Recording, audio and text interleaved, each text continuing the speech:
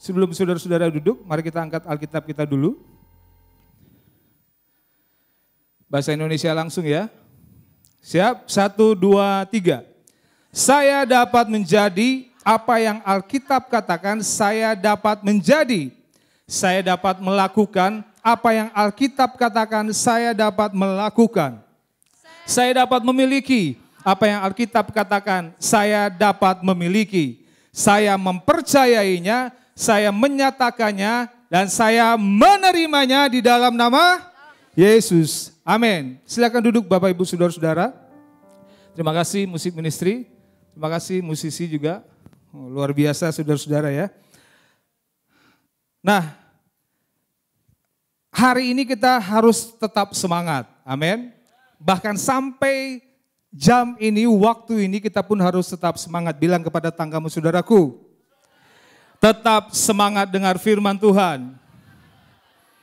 Amin. Karena kalau kita dengar, saudara-saudara, firman Tuhan tadi pagi yang disampaikan oleh Dr. Paul, orang yang berjalan dalam firman Tuhan, kebenaran firman Tuhan, yang dituntun oleh kebenaran firman Tuhan, saya percaya orang itu akan selalu haus akan firman Tuhan.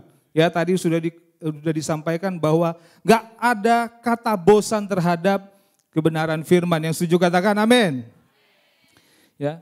Jadi hari ini, sore ini saudara-saudara, apapun motivasi kita datang ke tempat ini, ya, saudara yang letih lesu, berbeban berat, atau saudara merasa bahwa ini adalah kewajiban atau tanggung jawab, apapun motivasi kita, mari sama-sama dalam waktu ke depan ini beberapa menit, jangan bilang jam ya, sudah kelamaan nanti. Ya, beberapa waktu ke depan kita akan bahas firman Tuhan dan mari kita sama-sama siapkan hati kita supaya kita bisa terima kebenaran dan kebenaran itu akan memerdekakan saya dan saudara. Ya, jadi mari kita lepaskan dulu semua motivasi yang ada pada saat ini. Tapi saya setuju kalau saudara datang dengan kerinduan untuk, wah, saya mau dengar firman Tuhan, saya mau bersekutu datang ke gereja supaya saya bisa dengar firman dan saya bisa dikuatkan dan juga diteguhkan oleh kebenaran firman Tuhan. Ya harus seperti itu. Tapi kalau ada pun motivasi yang lain, mari kita satukan dulu motivasi kita untuk terima kebenaran firman Tuhan. Amin. Judul pada sore hari ini adalah bersinergi dengan potensimu. Amin. Bersinergi dengan potensi yang ada pada saya dan saudara.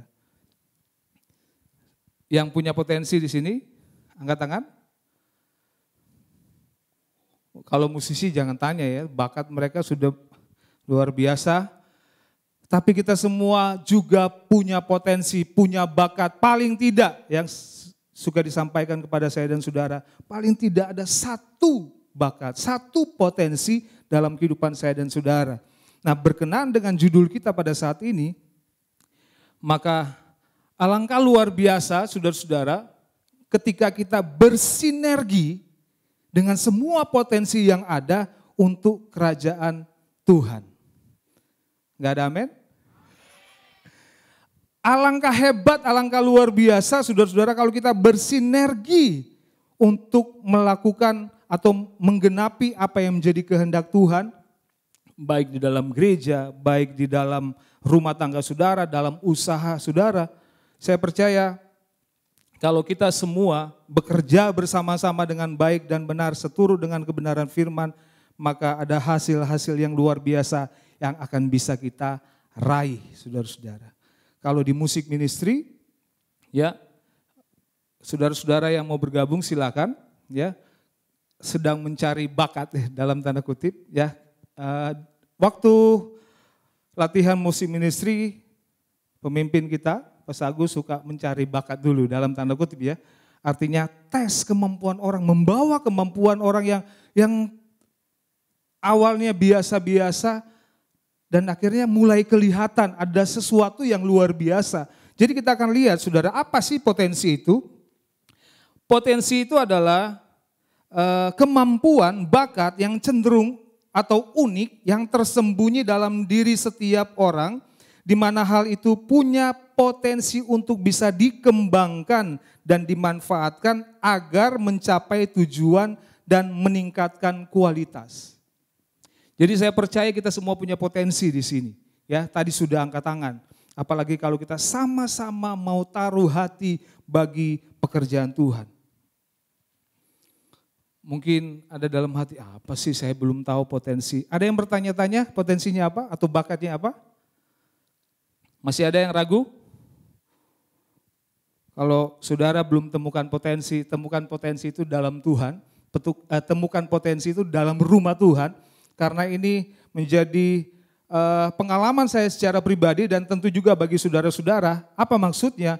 Bahwa kita ketika berada di dalam rumah Tuhan, hidup bersama dalam takut akan Tuhan, kejar kehendak Tuhan dalam kehidupan kita, maka akan seiring berjalan karunia atau bakat itu Tuhan munculkan dalam kehidupan saya dan saudara. Amin. Ya. Yang ada di sini bukan penyanyi-penyanyi hebat, saudara-saudara. Tapi mereka penyanyi-penyanyi yang punya hati. Tapi tetap harus di-upgrade skill-nya. Setuju nggak setuju? Setujunya begitu, saudara nggak semak setuju gitu kan? Ya. Nah, Bapak Ibu yang dikasihi Tuhan, temukan potensi itu ketika kita ada di dalam Tuhan. Jadi tidak ada alasan bagi saya dan saudara yang tidak punya potensi. Karena orang yang takut akan Tuhan, orang yang kejar hati Tuhan, yang sama seperti selalu disampaikan oleh Dr. Paul, ya, orang yang dekat dengan Tuhan, maka akan ditambah-tambahkan hal yang baru yang dari Tuhan. Karena apa? Karena semua itu ketika akan dipakai bagi kerajaan Tuhan, berlimpah-limpah Tuhan akan berikan dalam kehidupan saya dan saudara. Bakat-bakat. Karena apa? Karena Tuhan butuh. Harus ada sinergi antara kita semua orang percaya sehingga kehendak dan kerajaan Tuhan itu dinyatakan. Tapi bayangkan kalau kita tidak bisa melakukan hal itu, saudara-saudara. Punya bakat tapi tidak bersinergi.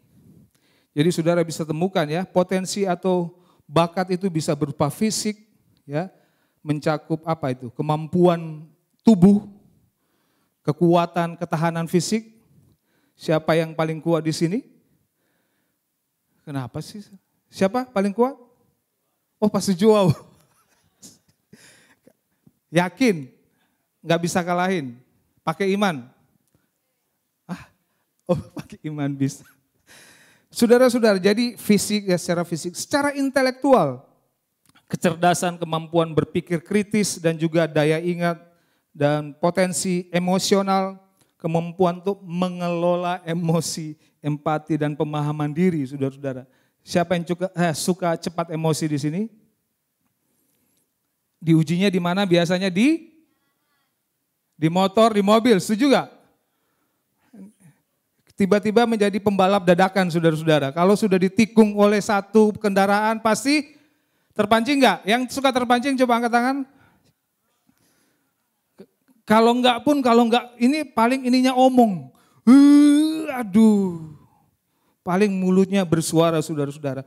Nah, jadi kita ada potensi untuk mengelola emosi. Dan juga berikutnya adalah potensi dalam hal bidang musik. Kita kasih tepuk tangan juga buat saudara-saudara kita yang luar biasa. Ya, punya potensi. Saudara-saudara, kalau saudara Bung Georgie bilang, kalau mau belajar pasti bisa. Benar gak Bung? Kalau kita belajar, siapa di sini ya contohnya? Yang dari gak bisa menjadi bisa? Karena di gereja. Kalau saya udah jelas, saya besarnya di gereja, ya. Main musik pun gak belajar, semua dari gereja saudara-saudara. Tapi tetap harus ketemu orang-orang hebat, kita harus upgrade skill juga. Supaya kita tidak ketinggalan. Tapi dimulai dari gereja. Ya, secara pribadi saya. Dan saya percaya juga ada banyak orang di sini yang menemukan bakatnya ketika ada dalam gereja. Dipakai Tuhan menjadi luar biasa karena dia hidup di dalam rumah Tuhan, saudara-saudara. Nah, kalau berbicara tentang sinergi, ini adalah sinergi adalah kerjasama yang menghasilkan efek lebih besar daripada yang dicapai secara individu. Orang boleh hebat, tapi kalau cuma satu orang bekerja bagi gereja, tercapai enggak kerajaan Tuhan? Mungkin single fighter ya, saudara-saudara, atau superhero. yang ada satu orang di gereja sini.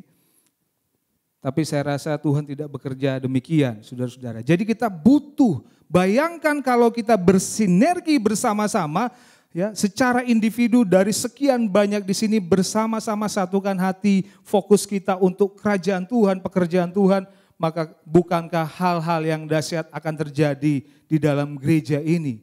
Amin. Dalam pelayanan saudara, dalam wilayah kita semua, dalam life group yang ada di wilayah kita masing-masing, Bapak Ibu saudara-saudara. Jadi perhatikan bahwa Tuhan gak cari superhero.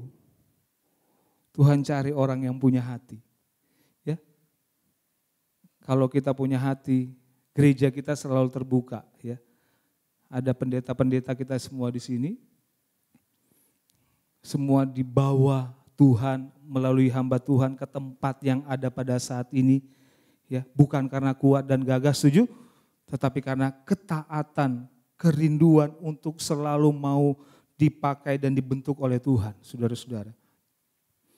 Nah, kita akan lihat. Setiap orang percaya, saya dan saudara, tanamkan bahwa kita ini warga kerajaan Allah. Artinya kita harus punya beban bagi kerajaan Tuhan. Kita harus punya beban bagi pekerjaan Tuhan. Orang harus bisa terima Yesus. Orang harus bisa dengar firman Tuhan. Melalui siapa? Pendeta? Melalui siapa?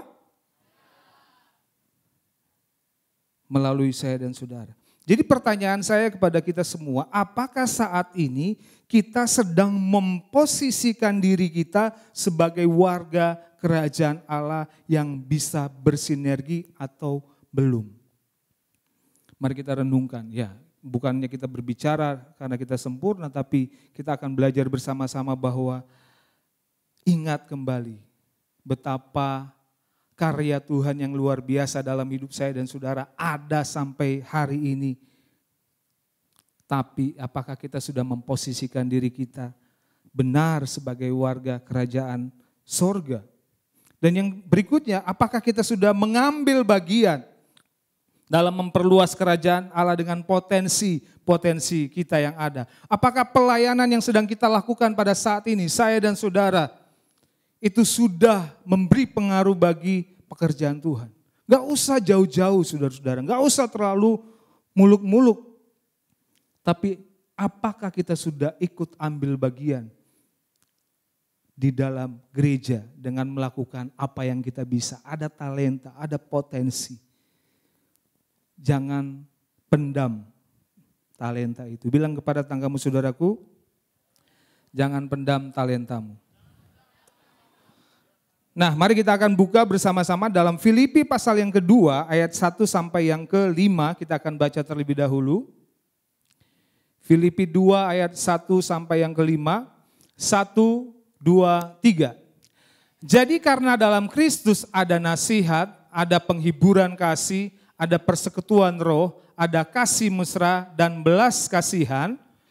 Karena itu, sempurnakanlah sukacitaku dengan ini. Hendaklah kamu sehati sepikir dalam satu kasih, satu jiwa, satu tujuan. Dengan tidak mencari kepentingan sendiri atau puji-pujian yang sia-sia, sebaliknya hendaklah dengan rendah hati yang seorang menganggap yang lain lebih utama daripada dirinya sendiri.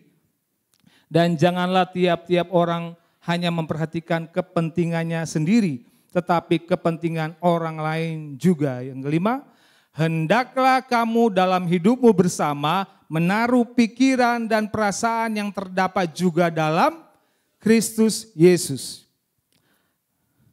Saudara-saudara yang dikasihi Tuhan, dengan semua potensi dari ayat yang kita baca, saudara, Tuhan merindukan kita mengaktifkan peran kita sebagai warga kerajaan Allah.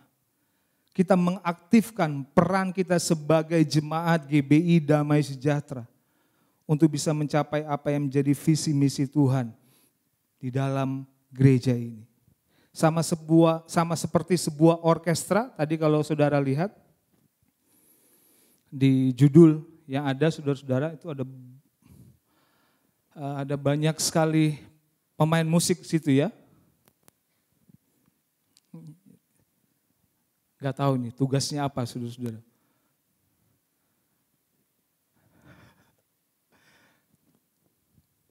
Sama seperti sebuah orkestra meskipun berbeda instrumennya, tapi ketika disatukan dalam sebuah harmoni, maka akan menghasilkan hal yang indah, hal yang luar biasa. Amin. Nah, tadi saya sudah janjian sama musisi, minta intro tadi pagi punya ya.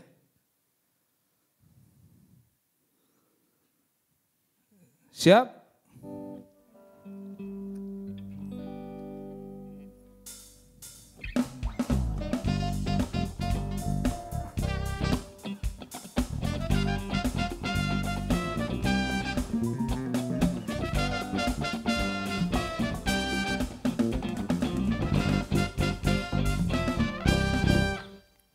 Luar biasa, amin. Tepuk tangan dulu dong. Tapi saudara-saudara, bayangkan kalau keyboardisnya main di G, gitarnya main di F, bassnya main di nada yang lain. Saudara mau coba enggak? Hah? Ini orang jago loh saudara-saudara. Kasihan nanti jatuh. Coba ya.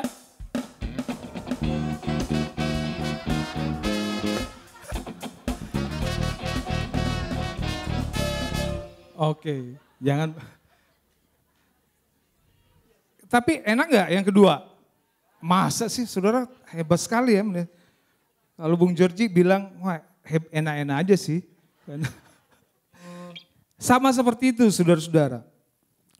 Kita semua adalah orkestra yang memang Tuhan tempatkan di gereja ini. Yang setuju katakan amin. Tapi bagian kita masing-masing adalah mengerjakan apa yang harus kita kerjakan. Setuju? Ya, karena dengan demikian bukan diri kita yang akan dimuliakan, tetapi dalam seluruh kehidupan kita, bukankah hebat ketika Tuhan Yesus dimuliakan?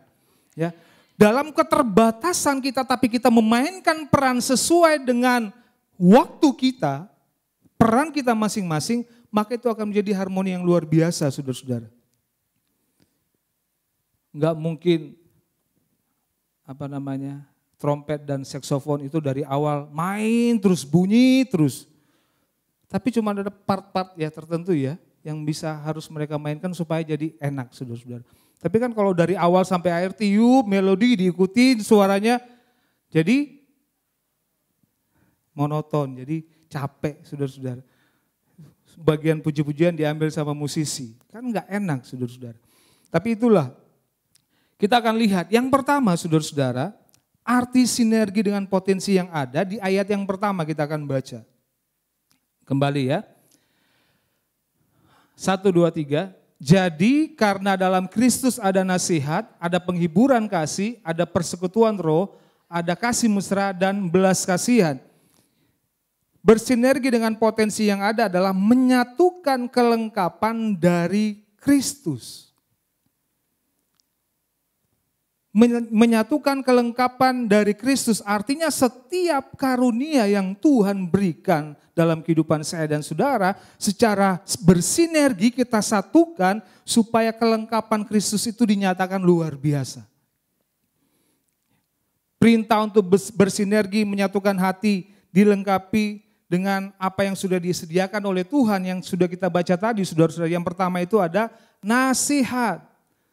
Siapa suka orang yang suka nasihat, menasihati di sini? Ada punya karunia menasihati enggak? Selain hamba Tuhan ya. Ada enggak? Waduh, ini enggak lengkap ini ya. Kayaknya cuma bagian pendeta yang harus ngambil. Enggak saudara-saudara, tapi di komunitas kita, di bagian gereja memang ada hamba-hamba Tuhan, tapi di komunitas, di live group saudara-saudara betul enggak? Masa harus panggil pendeta buat nasihatin?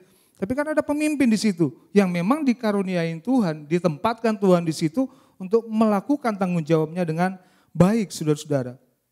Jangan kalau orang salah, kapok lu. Kan udah saya bilang, itu bukan nasihat yang baik saudara-saudara. Tapi ketika orang melakukan kesalahan, apa yang dilakukan? Kan sudah saya kasih tahu. Habis itu harus dilanjutkan dengan follow up yang baik. Jangan sampai orang itu kabur saudara-saudara. Yang kedua, penghiburan kasih. memberi kekuatan untuk menanggung penderitaan. Ya, orang yang sedang lemah dikuatkan. Persekutuan roh merupakan ikatan kasih Kristus yang mengikat orang-orang percaya. Saudara bayangkan, harusnya, kemarin juga kalau nggak salah disampaikan oleh Dr. Paul dalam doa syafaat, harusnya ketika kita punya roh yang sama, instrumen-instrumen ini akan bekerja dengan sama juga. Satu arah, satu tujuan, di mana kembali saya selalu katakan bahwa itu akan membawa kemuliaan bagi nama Yesus. Kalau punya roh yang sama pasti kita bisa, saudara-saudara. Kasih mesra dan juga ada belas kasihan. Jadi kita bisa lihat di sini, Bapak Ibu saudara-saudara yang dikasihi Tuhan, nasihat, penghiburan kasih, persekutuan roh, kasih mesra dan belas kasihan ketika ada kita praktekkan dalam kehidupan kita. Masing-masing kita berusaha ya menerapkan hal itu. Saya percaya kembali hal-hal yang luar biasa Tuhan akan kerjakan.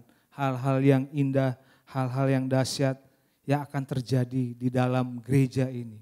Dalam pelayanan ini, bahkan dalam saudara-saudara yang bermain musik ya mungkin di gereja atau di sekuler saudara-saudara. Kalau kita menerapkan semua hal ini, maka hal besar, hal yang luar biasa yang Tuhan inginkan itu terjadi. Bukan apa yang kita inginkan, setuju? Ya, jangan menginginkan apa yang kita mau untuk sesuatu terjadi, tapi di sini kita justru melihat bahwa ketika kita menyatukan kelengkapan dari Kristus, bukan ego yang keluar di situ, tapi kuasa Tuhan yang bekerja sama menggenapi setiap rencana Tuhan. Yang kedua, arti bersinergi sesuai dengan ayat yang kita baca tadi, yaitu mengerjakan kerinduan Kristus. Apa sih kerinduan Kristus? Kerjakan kerinduan Kristus, apa isi hatinya Tuhan? Jangkau jiwa-jiwa. Ya. Kita harus menjadi saluran berkat perpanjangan tangan Tuhan dimanapun kita ada. Orang Kristen, orang percaya, saya dan saudara harus mengerjakan apa yang menjadi kerinduan daripada Kristus. Yang ayat yang kedua kita baca dalam Filipi 2, 1, 2, 3. Karena itu sempurnakanlah sukacitaku dengan ini. Hendaklah kamu sehati sepikir dalam satu kasih, satu jiwa, satu tujuan dengan tidak mencari kepentingan sendiri atau puji-pujian yang sia-sia. Sebaliknya, hendaklah dengan rendah hati yang seorang terhadap yang lain lebih utama dari dirinya sendiri. Filipi 2 ayat 2 dan 3. Mengerjakan apa yang menjadi kerinduan Kristus. Saudara-saudara yang dikasihi Tuhan, tidak bisa dipungkiri bahwa dalam pelayanan pekerjaan Tuhan tidak akan terjadi kesalahpahaman. Gak ada yang sempurna, setuju? Karena setiap instrumen yang saya bilang tadi, setiap contoh para musisi punya ego masing-masing, ya, punya skill masing-masing. Tapi kalau itu dimunculkan secara pribadi, saudara-saudara, itu tidak akan menciptakan harmonisasi yang bagus. Memang pasti ada slack, ada salah mengerti, ya, ada salah pencet kunci, ada salah tiup, atau ada salah pukul drum, enggak ya. Ada kesalahan-kesalahan yang bisa terjadi, tetapi saudara-saudara kalau kita kembali kepada ayat yang kita baca tadi, hendaklah kamu sehati sepikir dalam satu kasih, satu jiwa dan satu tujuan dengan tidak mencari kepentingan sendiri. Inilah yang menghambat pekerjaan Tuhan karena kita mendahulukan atau menyisipkan kepentingan kita daripada kepentingan Tuhan.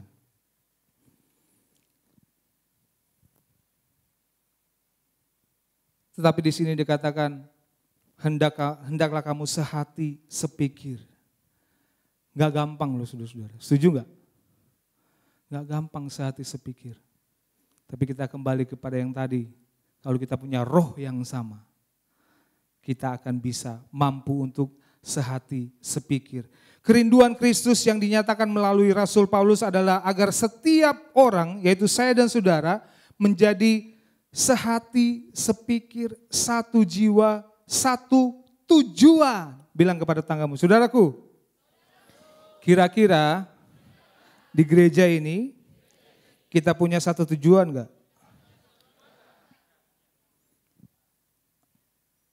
Punya apa iya, saudara-saudara? Beda loh itu. Punya? Puji Tuhan, saudara-saudara.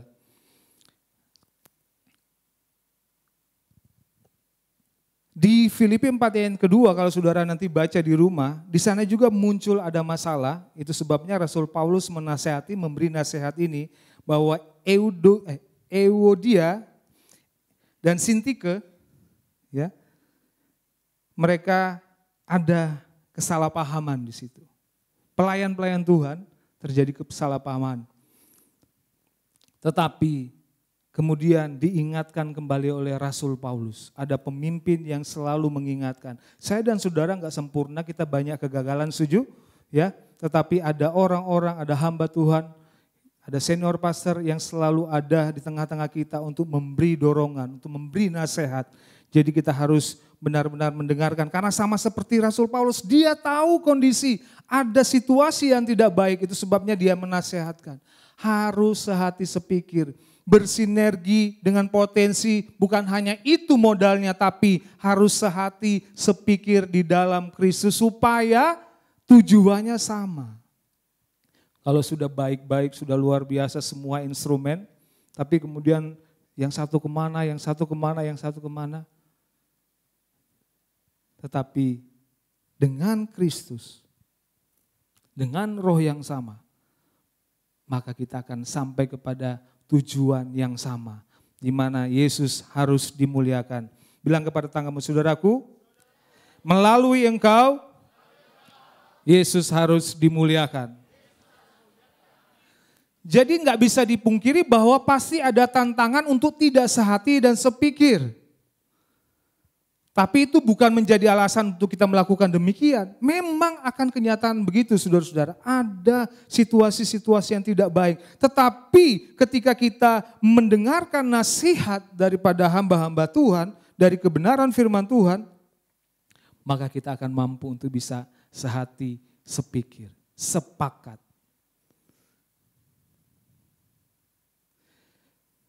Ada kepentingan, ada ego dalam kehidupan saya dan saudara yang terkadang sulit dikendalikan. Setuju? Ya. Sulit, susah banget. Karena kalau sudah punya skill, saudara-saudara, punya kemampuan, punya kehebatan, maka saya dan saudara kalau tidak dikontrol itu akan cenderung memunculkan dirinya. Setuju?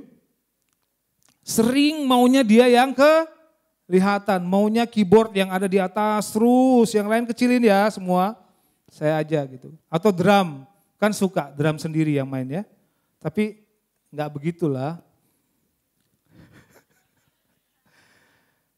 Tapi semua harus sesuai porsinya, saudara. Soundman juga penting. Ya, kalau dia cuman lebih suka ke salah satu musisi sini, yang lain sengaja dikecilin gitu ya, kecil-kecil biar aja Bung Georgie aja yang paling gede. Tapi kan gak enak juga, saudara-saudara. Jadi, waktu kita tidak bersekutu dengan Allah, maka ada celah bagi kita untuk memaksakan keinginan kita, ego kita yang akan muncul. Itu sebabnya betapa penting selalu dinasihatkan bahwa kita harus terus bersekutu dengan Tuhan. Di dalam hadirat Tuhan itu kita akan diubahkan. Di dalam hadirat Tuhan, saya dan saudara diproses. Ya memang hal yang gak mudah, tapi disitulah kita diubahkan oleh Tuhan. Itu sebabnya ya saya pernah sampaikan bahwa kenapa hamba Tuhan kita suruh selalu terus berdoa. Kalau belum ada jawaban kamu harus terus berdoa. Kalau belum ada jawaban kamu terus berdoa. Kenapa demikian? Saya menyadari bahwa ternyata saudara-saudara, ini menurut saya ya. Ternyata kenapa disampaikan demikian? Kalau kita berkata kita sudah berdoa, artinya keluar dari ruang doa kita sudah terjadi perubahan. Sudah ada mujizat di mana terkonfirmasi di dalam hati, pikiran, roh kita bahwa ada perkara, sesuatu sudah terjadi. Itu baru dibilang doa. Tapi kalau saudara hanya berdoa, meskipun berapa puluh kali pun kita berdoa hanya dengan kemauan kita sendiri, tanpa ada perubahan di dalam doa kita, itu yang selalu hamba Tuhan kita katakan, kita belum berdoa. Jadi keluar dari ruangan kita itu sudah ada konfirmasi di hati kita bahwa mujizat itu sudah terjadi. Karena pernah satu kali, ketika saya sakit datang ke Cempaka Putih, jadi ke puskesmas, 2 puskesmas kalau tidak salah, bilang saya sudah kena sakit usus buntu, 2 tempat. Jadi dulu saya ingat belum ada gedung ini, masih di bawah, kita punya 2 ruangan di bawah ya, kalau sudah yang masih ingat. Jadi saya tidur di situ. Yang saya lakukan adalah saya tutup bantal, kepala saya dengan bantal. Saya teriak, saya berdoa, karena kan itu kecil ya. Samping staf, ruangan staf, samping kamar-kamar buat orang istirahat. Tutup, saya berdoa, menyatakan dengan iman, menyatakan dengan luar biasa, saya sembuh Tuhan, saya enggak mau, saya baru datang ini. Saya enggak mau sakit gitu kan. Berdoa sungguh-sungguh dan terkonfirmasi. Ketika hal itu terjadi, ada mujizat telah terjadi, dicek, udah enggak ada. Jadi jawaban doa itu ditemukan ketika kita mengalami konfirmasi dari Tuhan. Itulah yang saya simpulkan secara pribadi, itu namanya kita berdoa. Jadi bukan berapa puluh kali kita banyak berdoa, tapi tidak merasakan hadirat Tuhan, jamahan Tuhan dalam hidup kita. Ya, jadi di doa itu jamahan Tuhan harus terjadi dalam kehidupan saya dan saudara. Yang ketiga, terakhir, arti bersinergi dengan potensi yang ada, yaitu bersama-sama teladani Kristus. Amin. Bersama-sama teladani Kristus, ayat yang kelima, 6 dan 7, kita baca bersama-sama, 1, 2, 3. Hendaklah kamu dalam hidupmu bersama menaruh pikiran dan perasaan yang terdapat juga dalam Kristus Yesus, yang walaupun dalam rupa Allah tidak menganggap kesetaraan dengan Allah itu sebagai milik yang harus dipertahankan, melainkan telah mengosongkan dirinya dan mengambil rupa seorang hamba dan menjadi sama dengan manusia. Ego yang tadi kita pelajari saudara-saudara itu akan merusak apa yang menjadi rencana Allah ketika tidak ditempatkan pada posisi, tidak dikendalikan di dalam kebenaran firman Tuhan. Tetapi Yesus memberi teladan saudara-saudara. Kembali saya selalu menyampaikan bahwa siapakah kita ini? Orang yang seharusnya terima hukuman kekal karena dosa. Setuju? Jadi kalau dihitung-hitung, saya dan saudara enggak punya arti. Tetapi di dalam Tuhan, bahkan Yesus memberi teladan dalam kehidupan saya dan saudara, bahwa Dia meninggalkan kemuliaan di surga, datang ke dunia ini hanya untuk siapa? Saya dan saudara. Dia datang ke dunia ini hanya untuk saya dan saudara. Dan itulah menjadi contoh bagi kita bahwa Yesus memberi teladan, tinggalkan semua yang Dia miliki dan Dia melakukan apa yang menjadi kehendak Bapanya di sorga. Manusia itu butuh keselamatan. Itu sebabnya Yesus harus hadir. Orang selalu perdebatkan, kenapa sih? Memang Yesus Tuhan, ya. Tapi kalau kita pelajari bersama, Yesus Allah dengan rancangan yang luar biasa, menghadirkan Yesus ke dalam dunia. Karena dengan demikian kita bisa memahami bahwa ada Tuhan yang luar biasa. Kenapa bukan Allah saja yang datang? Saya sudah sampaikan saudara-saudara di Bekasi kemarin, bahwa sama seperti firman Tuhan katakan dalam perjanjian lama, kalau Allah hadir di atas gunung itu, umat Israel gak ada berani dekat. Karena mereka pasti akan binasa. Kalau Allah datang dalam kemuliaannya di muka bumi ini, maka gak ada orang hidup. Jadi jangan menuntut Allah untuk hadir supaya saudara percaya Allah. Tetapi kehadiran Yesus itu memang tujuannya supaya kita bisa menjangkau apa yang menjadi maksud. Karena dia memberi teladan dalam kehidupan saya dan saudara. Jadi bilang kepada tetanggamu, saudaraku, kalau bisa jangan sombong. Jangan tunjuk-tunjuk orang saudara-saudara. Ya, kalau bisa jangan sombong, karena kita ini hanya karena anugerah. Ya, hanya karena anugerah kita ada, saya dan saudara ada. Ya, saya sudah sampaikan kepada saudara-saudara. Dr. Paul juga udah cerita bagaimana latar belakang ya dari yang membesarkan siapa. Kita semua punya latar belakang masing-masing. Saya latar belakangnya juga ya nggak ada apa-apa, saudara-saudara, tapi ada di sini karena anugerah Tuhan. Menjadi instrumen ya untuk bisa menciptakan harmonisasi supaya kerajaan Tuhan, supaya gereja di tempat ini atau pekerjaan Tuhan harus diperlebar. Kita semua, lihat tetangga kanan kirimu, adalah orang-orang yang punya potensi, ya. Amin. Bilang ke tetanggamu, saudaraku, kamu orang yang punya potensi. Amin. Kalau kita membiarkan diri atau merelakan diri kita dipakai oleh Tuhan melalui hamba-hamba Tuhan, oh betapa hebat kita menjadi. Kita ada hari ini karena anugerah Tuhan, kita dibatasi hari ini dalam tanda kutip karena kita keras kepala, saudara-saudara. Tuhan mau pakai kita jauh tapi kita menahan diri. Setuju? Ya, saya percaya rencana Tuhan dalam kehidupan saya dan saudara kita semua itu adalah besar. Kalau kita sudah responi Tuhan, Tuhan gak mau tanggung-tanggung untuk memakai saya dan saudara. Bilang tanggamu, saudaraku, Tuhan gak mau tanggung-tanggung untuk pakai hidupmu. Yang setuju katakan amin. Ya, kalau mau jadi musisi yang profesional. Kalau tanggung-tanggung gak dipakai. Setuju gak?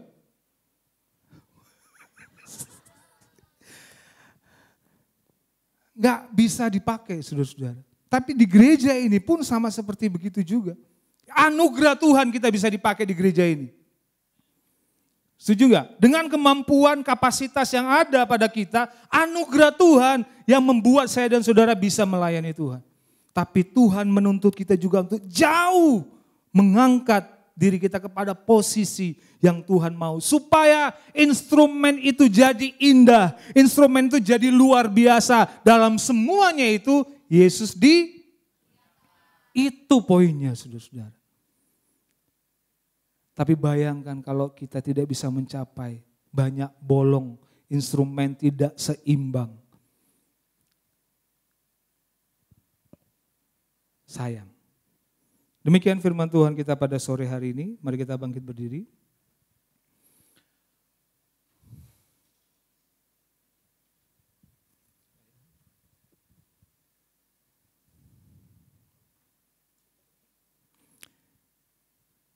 Mari kita berdoa.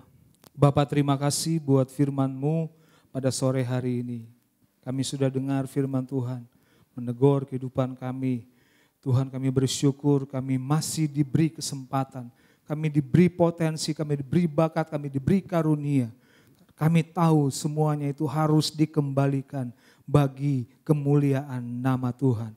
Tolong kami semua Tuhan, dan beri kami kemampuan untuk bersinergi satu dengan yang lain, bersinergi dengan hamba Tuhan yang Tuhan tempatkan, bersinergi dengan semua orang yang ada di dalam lingkungan, di dalam komunitas kami, dalam gereja kami. Terima kasih Tuhan. Tolong kami supaya kami mampu mencapai apa yang menjadi rencana dan kehendak Tuhan yang sungguh sangat luar biasa yang Tuhan rancangkan dalam hidup kami. Kami bersyukur kami masih diberi kesempatan untuk bisa memuliakan Tuhan, dengar firman Tuhan. Semua karena kasih Tuhan yang besar dalam hidup kami. Terima kasih Tuhan, dan ketika kami berpisah dari tempat ini, kami berdoa Tuhan yang senantiasa menyertai kehidupan kami. Apapun yang kami kerjakan, kami lakukan, Tuhan yang membuatnya berhasil dalam nama Tuhan Yesus. Ada ide-ide yang cemerlang Tuhan karuniakan bagi setiap umat Tuhan. Sehingga kami bisa bertahan dalam setiap musim, setiap waktu. Karena kami percaya juga penyertaan Tuhan yang sempurna ada dalam hidup kami. Saudara-saudaraku, pulanglah dengan membawa berkat Tuhan. Berkat dari Allah Bapa di sorga, cinta kasih daripada anak kita, anak Tuhan Yesus Kristus, dan persekutuan yang manis dengan Roh Kudus menyertai saudara dan saya mulai hari ini sampai Maranatha. Tuhan Yesus datang yang kedua kali. Hanya di dalam nama Tuhan Yesus kami berdoa dan bersyukur, kita semua yang percaya dan diberkati Tuhan. Sama-sama katakan, amin. Berikan kemuliaan bagi Tuhan kita. Tuhan Yesus memberkati.